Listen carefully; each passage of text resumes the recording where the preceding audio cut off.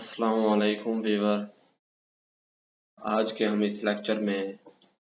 हिस्सा नज़म शुरू करने लगे हैं। तो फर्स्ट नज़म है हमारे पास हमद। आप बाखूबी जानते होंगे, जिस तरह के आप एट्थ में पढ़ के आए हैं हमद किस नज़म को कहते हैं।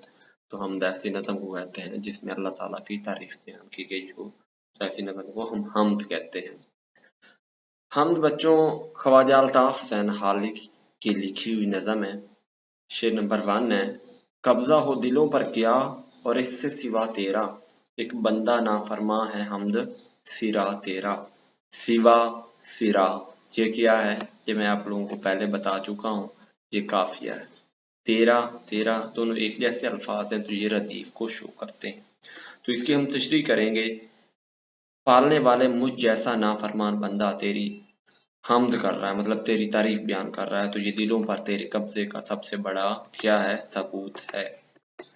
जो शख्स अल्लाह की अताअत करता है, मतलब अल्लाह ताला की तारीफ करता है, जो हकूकुल्लाह अदा करता है, जो अल्लाह ताला की अताअत करता है और जो हकूक अल्लाह अदा करता है, मतलब बंदों का हकूक भी अदा करता है, मतलब जो है वो अल्लाह ताला के हकूक अदा करता है, करने में अताअत और अपनी जिम्मेदारी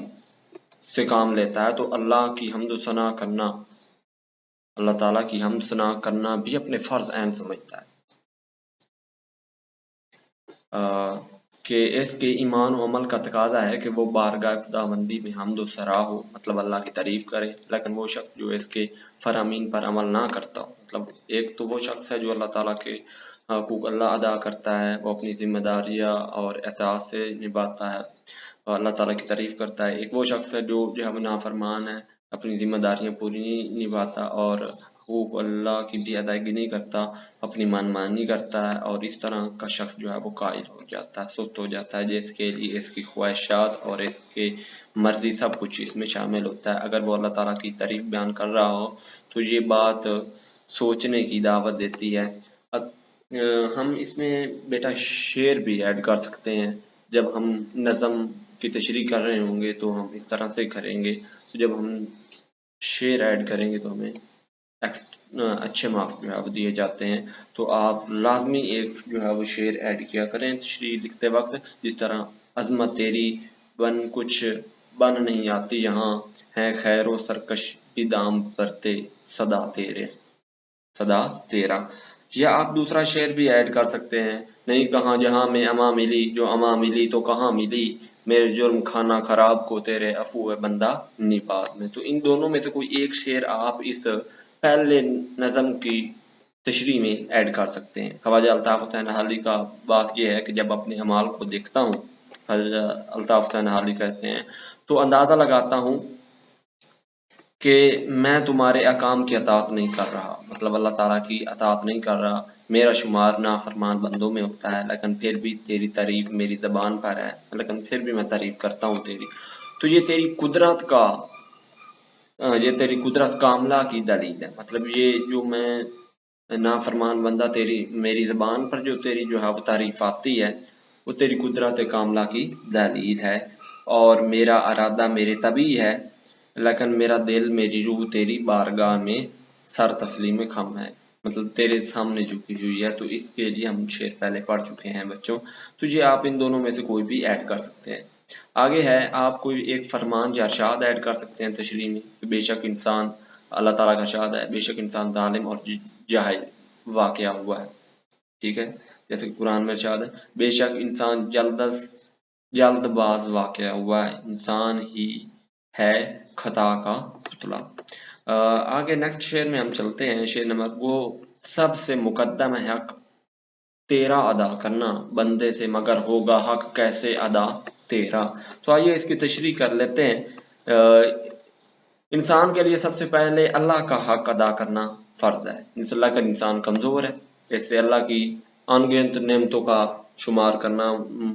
मुश्किल है, मतलब अल्लाह ताला की इतनी नेमतें हैं, हम उसका शुक्र अदा नहीं कर सकते, और तब तक हम उसका शुक्र अदा नहीं कर सकते। अल्लाह ताला अगर खालिक कायनात है तो वो रब्बुल आलमीन है, मतलब अल्लाह ताला सारी कायनात का मालिक है, वो सब जहानों को पालने वाला है। चाहे वो अपना हो, पराया हो, दोस्त हो, दुश्मन हो, وہ اپنی نعمتیں سب کو عطا کرتا ہے، پہنچاتا ہے ہر ایک مہکش کے آگے دور جام اس کا، کسی کو تشنہ لب رکھتا نہیں ہے لطف عام اس کا۔ تو بچوں یہ آپ شعر اس میں ایڈ کر سکتے ہیں، دوسرا بھی شعر ایڈ کر سکتے ہیں آپ کہ وہ ایسا عطا کرنے والا ہے کہ اس سے بعض اوقات مانگنے کی ضرورت بھی نہیں پڑتی، وہ دلوں کے بیر مطلب دلوں کے راز بھی جانتا ہے اور پھر اس سے جو ہے وہ بھی عطا کر دیتا ہے، ہمیں مانگنا بھی نہیں پڑتا۔ اس شان کریمی نے اداروں کو لیا بھانپ، ارادوں کو لیا بھانپ، کہنے نہ پایا تھا ابھی حرف دعا میں، مطلب ابھی میں دعا میں کوئی حرف بھی نہ کہنے پایا تھا تو اس نے میرے دل کے راز جان لی اور میری دعا پوری کر دی۔ اسی وجہ سے ہم اللہ تعالیٰ کی ہر نعمتوں کا جو ہے وہ نعمتوں کا شکر ادا نہیں کر سکتے، بہت نعمتیں ہیں اللہ تعالیٰ کی۔ آگے جان دی ہوئی اس کی تھی، حق تو یہ ہے کہ حق ادا نہ ہو سکا، یہ شعر بھی ایڈ کر سکتے ہیں، بہت آسان سے شعر ہیں بچوں۔ تھرڈ شعر ہے محروم ہے ایسا ہی جیسا کہ ہے نامروں، کچھ کہہ نہ سکا جس پر یہاں بید کھلا تیرا، مطلب پالنے والا جو تجھے جاننے کا دعویٰ کرتا ہے اس کی حالت بھی ویسے ہی ہے جیسے تجھے جاننے سے قصر ہے تو نہ مروں، کیونکہ جس کسی نے بھی توحید کے راز کو سمجھا وہ اس کا اظہار نہیں کر سکتا۔ انسان کی صلاحیتیں محدود ہیں، وہ اپنی ان محدود صلاحیتوں کی بنا پر خدا تعالیٰ کے بارے میں کچھ نہیں جان سکتا، جس طرح لاکھ پردوں میں ہے تو بے پردہ، 100 نشانوں میں ہے بے نشان تو ہے، کہ محروم ہے مطلب جو ہے وہ کیا ہے، واقف ہے وہ ہر چیز سے، ایسا ہی ہے جیسا کہ نامعلوم، جیسا کہ وہ نہیں جانتا، نہ آشنا ہے، کچھ نہ کہہ سکا جس پر یہاں بھید کھلا تیرا، مطلب کچھ بیان نہ کر سکا کہ ہر طرف دیکھتا ہوں تو تیرا ہی راز کھلتا ہے، کہ لاکھ پردوں میں ہے تو بے پردہ، 100 نشانوں میں ہے بے نشان تو۔ دوسرا شعر آپ ایڈ کر سکتے ہیں اس میں، دوسرا کون ہے جہاں تو، کون جانے کہاں تو ہے، ٹھیک ہے۔ تو خواجہ الطاف حسین حلی اس شعر میں کہتے ہیں کہ اول تو خدا کو جاننے کا دعویٰ کرنا ہی محل نظر ہے، مطلب کیونکہ ہم اگر ہر طرف دیکھیں تو اللہ تعالیٰ ہی کے جلوے فروغ نظر آتے ہیں، لیکن اگر کسی شخص کو توحید کا کچھ شعور حاصل ہو، مطلب کچھ پتہ ہو تو وہ مکمل آگاہی نہیں ہو سکتی، اسے جاننے کا دعویٰ کرنے والا اور اسے نہ جاننے والے برابر ہو جاتے ہیں۔ جب آپ کچھ محسوس نہ کریں لیکن اپنے احساس کو لفظوں کا روپ نہ دینے پائیں تو اس کا اظہار نہ کر سکیں تو پھر جاننے کا دعویٰ محض دعویٰ رہ جاتا ہے۔ مطلب یہ ہے